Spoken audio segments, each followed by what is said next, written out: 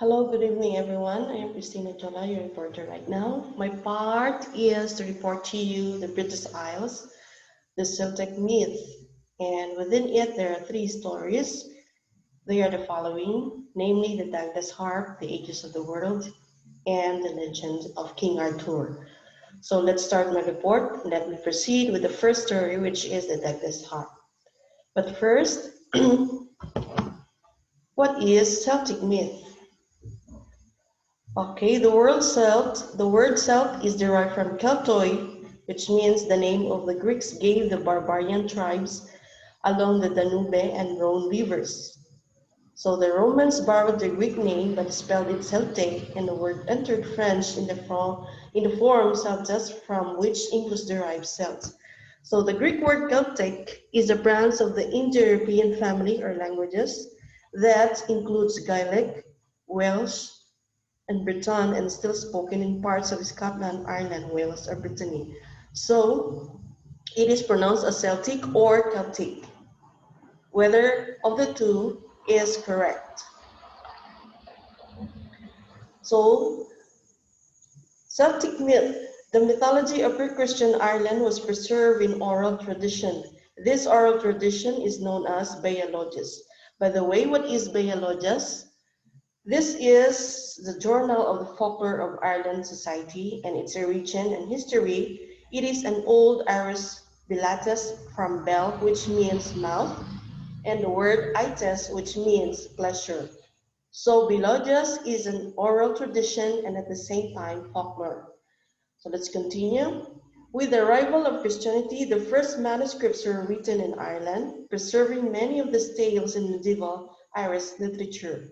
Though the Christian influence is also seen in these manuscripts, this literature represents the most extensive and best preserved of all the branches of Celtic mythology. So Celtic is the mythology of Celtic polytheism, the religion of the Iron Age Celts. Like other Iron Age Europeans, the early Celts maintained a polytheistic mythology and religious structure.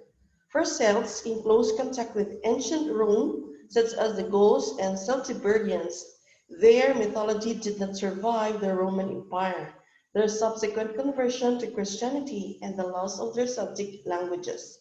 It is mostly through contemporary Roman and Christian sources that their mythology has been preserved. So here's the first story, which is the Dagda's Harp. It is an Irish legend. The Dagda's Harp. In Ireland, there were two quite different kinds of people. The first set, or the set of people with long dark hair and dark eyes, called the Fomorians.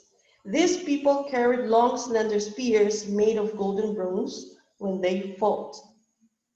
And next, and another race of people who were golden-haired and blue-eyed and who carried short, blunt, heavy spears of dull metal.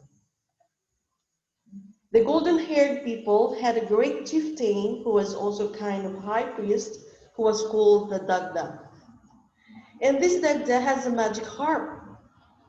The harp was beautiful to look upon, mighty in size, made of rare wood, and ornamented with gold and jewels.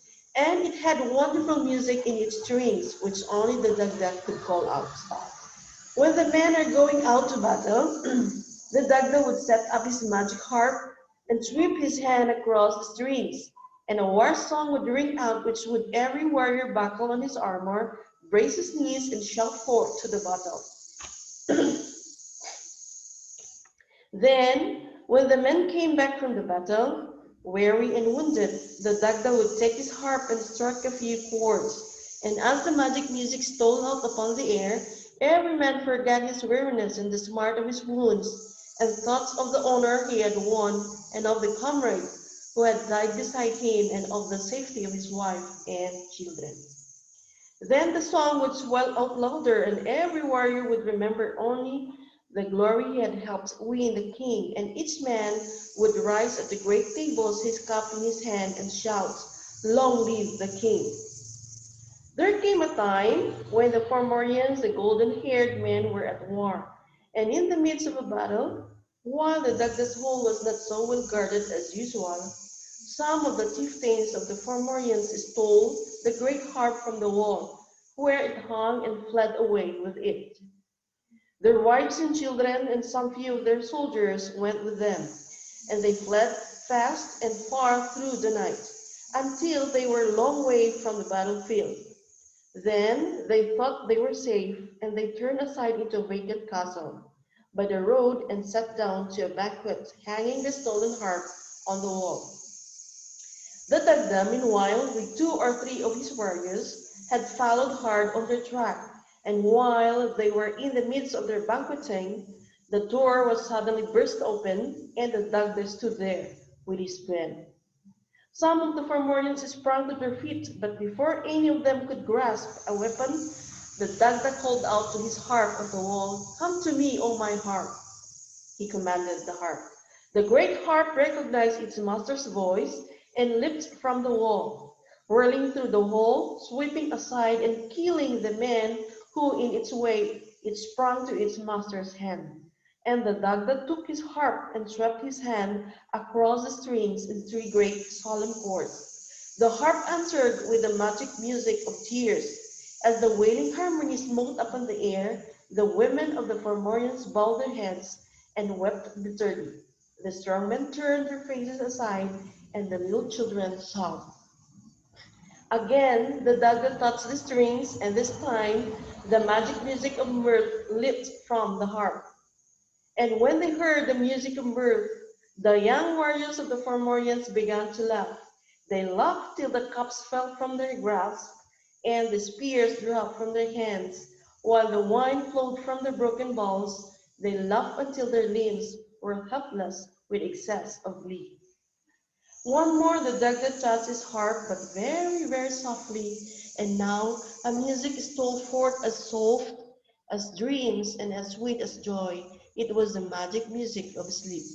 When they heard that gently the Fomorian women bowed their heads in slumber, the little children crept to their mothers' laps. The old men nodded, and the young warriors drooped in their seats and closed their eyes.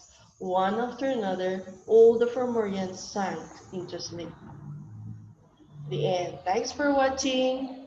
See you on my next more videos. Thank you. Good evening.